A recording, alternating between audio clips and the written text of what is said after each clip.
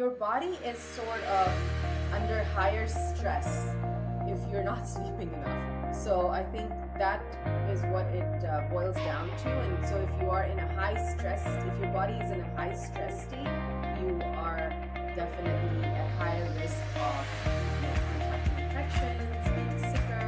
If you don't sleep enough, your cognitive function and your memory is decreased.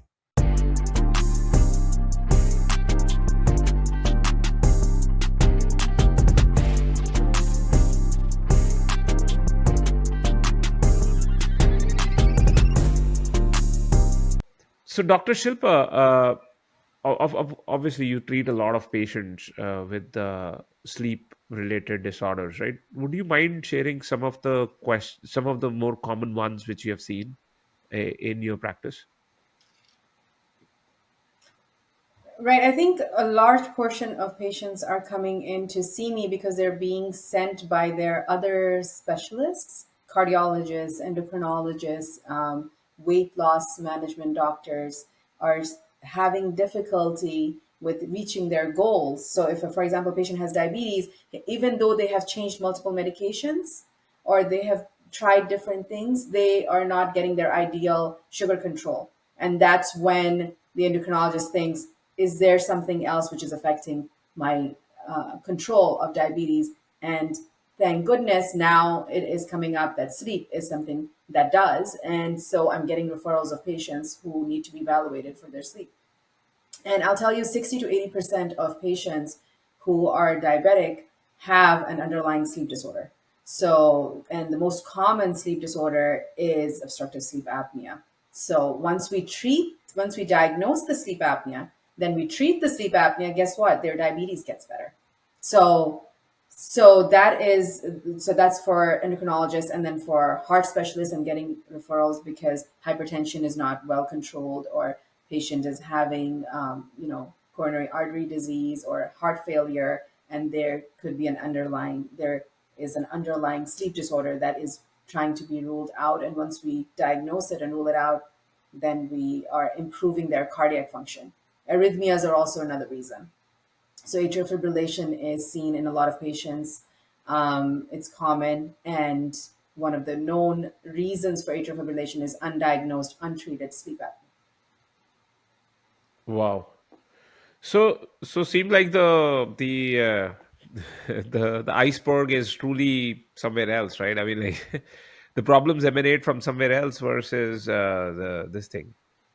Yeah, I Uh, think that it correlates. Like, I think a lot of patients who have diabetes or who have high blood pressure or who have heart conditions also have the sleep apnea, but the sleep apnea symptoms are very subtle. So you're a little bit sleepy, but you don't really focus on that. What you're focusing on is the symptoms for diabetes, the symptoms for heart failure, symptoms for high blood pressure are more problematic. They come to that you definitely get diagnosed much faster with those things, which is good.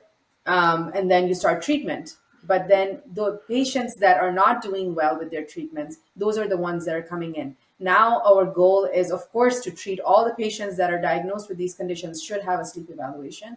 But now our goal is to raise awareness, public awareness, that sleep is something that you should be looking at for yourself. And if there's concerns, we should be evaluating sleep because it improves your diagnosis. So if you are pre-diabetic, if you had a sleep disorder and we treated it, maybe you wouldn't become a diabetic.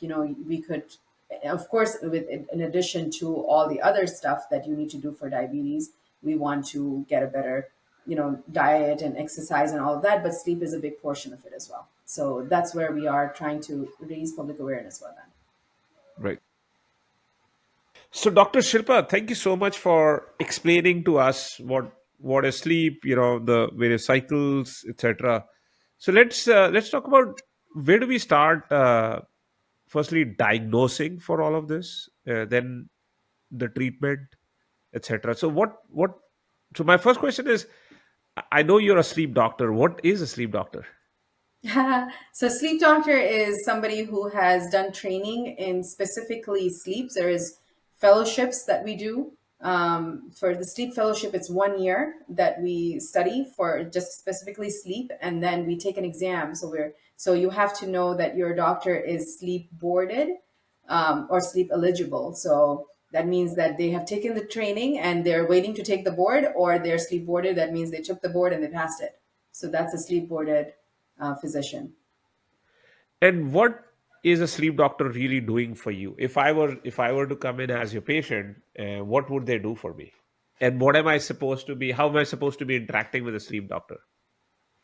Right. So, I mean, you can very easy to search for sleep doctors, just like any other specialty. You can Google us and look for a sleep doctor, sleep boarded physician near you. You can call your insurance company and find out who is a sleep boarded physician who is in network for you if you're going through your insurance, and find us that way. And then what are you expecting? You should definitely make an appointment, come in.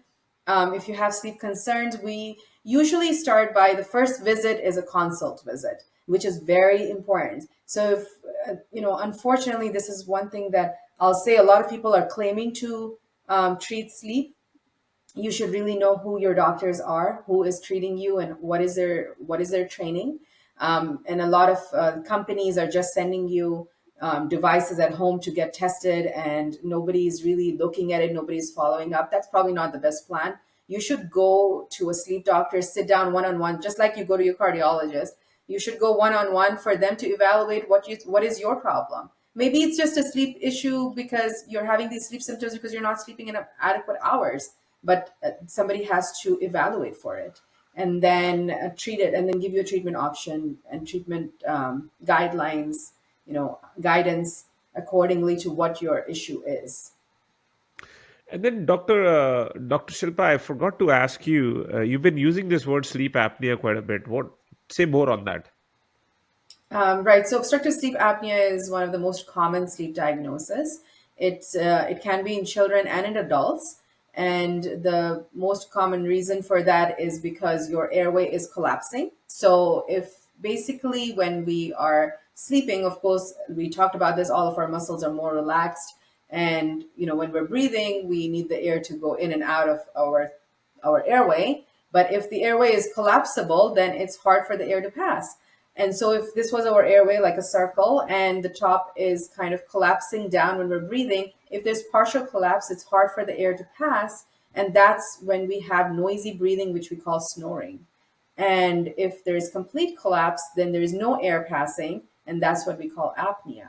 So if you are stopping to breathe for short periods of times, and we're talking about like short periods, 20 seconds at a time, if you're stopping to breathe during your sleep, and you're having dips in your oxygen, then we count those events. And depending on how many events are happening per hour, we diagnose you with sleep apnea. And then we further break it down into mild, moderate, and severe. Okay. All right.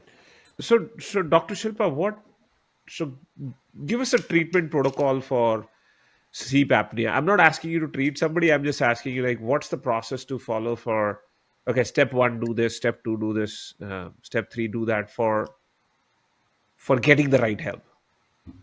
Okay. I mean, of course, find yourself a sleep doctor first and Right. then get the right study ordered. So there are sleep studies that we do, which is basically we are monitoring your sleep for usually one night. Sometimes it can be two, or more, but we usually do a single night sleep study, and then we try to diagnose what is going on with your sleep. So sleep studies can be done in lab, which means that we have sleep labs, and you would come over there. We'll put a multiple leads on you. These are all stickers. There's no needles. We put a lot of stickers on your head and chest. So it's an EEG and an EKG, and there are arm leads and oxygen leads, and it's a very comprehensive study where we're just monitoring your sleep. So you go to sleep, it's not under anesthesia, so we're not giving you any medications to put you to sleep. You just go to sleep naturally, and we are just recording the whole night and seeing what's going on.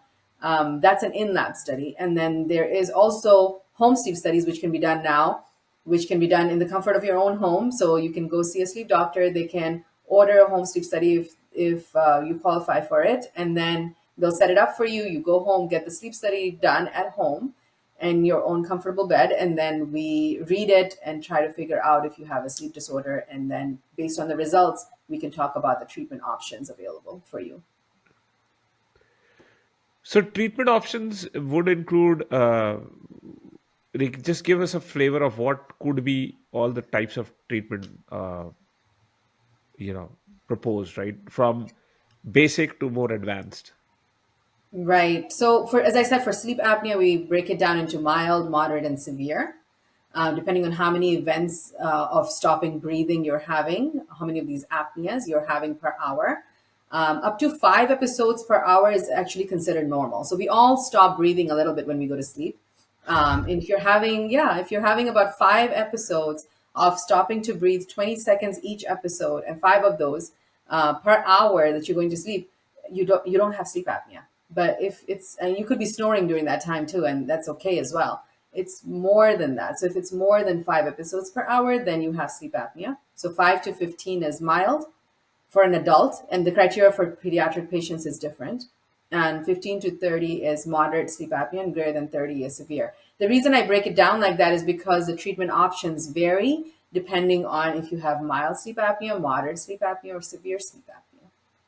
So for mild, for all of them actually, the sleep hygiene that we talked about, that's really important. Meaning that you need to be getting enough hours of sleep, because that is going to, if you have sleep apnea, that's obviously already affecting your sleep, and then you're not getting enough hours of sleep. That's a double whammy. That's making it even worse. So that's something which is controllable. You can do that. And then weight loss is very, very big, because we know that if you lose 10 to 15% of your body weight, that makes a dent in your sleep apnea. So if you have, and it's very like intuitive if you think about it. If you are very overweight and you have a whole lot of body weight of fat on your chest and your neck, and you're trying to sleep on your back, this is pushing down on you. Now your airway has to not only work against gravity, it has to push up all of this weight. So the more weight you can lose, you definitely improve your sleep and your sleep apnea. So that's one of the things that I highly, highly recommend for all patients who have sleep apnea. And then moving forward, then there are other treatment options, which are devices that can be used, like CPAP devices or oral mandibular devices that can be used for sleep apnea. So, Dr. Shilpa, thank you so much for educating the audience here, and we really would want you back. But any closing remarks for the audience? Um, yes, I think that I would say if you are sleeping too much or not sleeping enough. So I think if you're too sleepy or if you're sleepless, you definitely need to see somebody for that to evaluate. And then I guess it's easy to find the sleep doctor. If you're in Orlando, please reach out to me. I would be happy to take care of you. And don't be afraid to, I think one of the things that I would say is that people are afraid of diagnoses. So they kind of like put it, under the table, like they don't want to get tested because they don't want to know. And so don't be afraid of the sleep doctor. And we're trying to all get you to better health. And I think sleep is a big portion of your overall health. So get evaluated, get screened first, get evaluated if you need it to be, get tested, and then talk about the treatment options which make sense to you. And your sleep doctor should be able to work with you to find an option of treatment which will work for you and improve your overall health. I thank you so much, Dr. Shilpa, for being with us here. Thank you. Thank you for having me.